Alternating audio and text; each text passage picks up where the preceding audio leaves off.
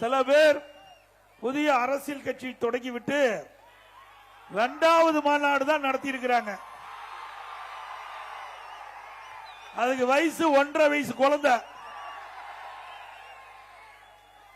அனைத்து இந்திய அண்ணா திராவிட முன்னேற்ற கழகத்தினுடைய எழுச்சி பயணத்தை துவங்கி இந்த இன்றைய தினம் 105வது எழுச்சி பயணத்தை மாநாடு போல் மக்கள் வெள்ளம் காட்சியளிக்குது.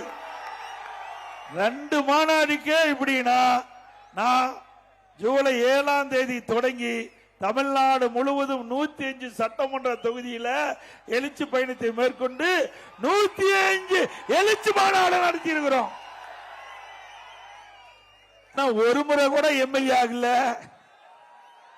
ஒரு முறை கூட எம்எல்ஏ ஆகல, ஒரு முறை கூட சட்டமன்ற தேர்தலை சந்திக்கல. அப்படி இருக்கிறவர்களெல்லாம் ஆசைப்படலாம், தவறல்ல. நாட்டில் இந்திய நாடு ஜனநாயக நாடு, அனைவருக்கும் உரிமை உண்டு, அதில் எந்த மாற்று கருத்தும் இல்லை. ஆனால் உழைக்காமல் பலன் பெறுகின்றார்கள், அதுதான் பெரும் ஊழல்.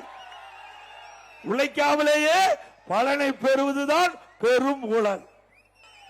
இன்றைக்கும் தமிழ்நாடு முழுவதும் பொன்மனச்சம்பல் புரட்சி தலைவர் எம்ஜிஆர் அவர்களும் சரி, இதயம் புரட்சி தலைவர் அம்மாவும் சரி, பட்டி தொட்டி அனைத்தும் சென்று மக்களை சந்தித்து தமிழ்நாடு ஏற்றம் பெறுவதற்கு உழைத்த தலைவர்கள் நம்முடைய தலைவர்கள்.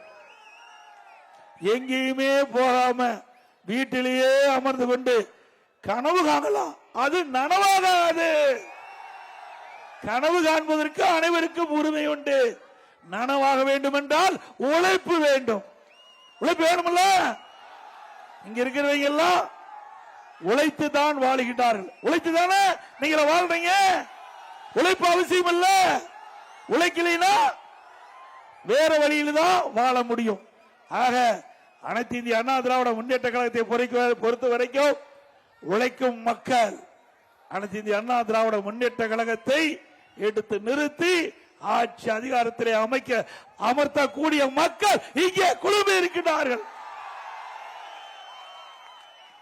அனைத்து இந்திய அண்ணா திராவிட முன்னேற்ற கழகத்தை எத்தனையோ அவதாரத்தில் கட்சியை உடைக்க வேண்டும், முடக்க வேண்டும் என்று சந்தர்ப்ப சூழ்நிலையை எதிர்கொண்டு அவர்கள் எங்களுக்கு எவ்வளவோ இடையூறு கொடுத்தார்கள்.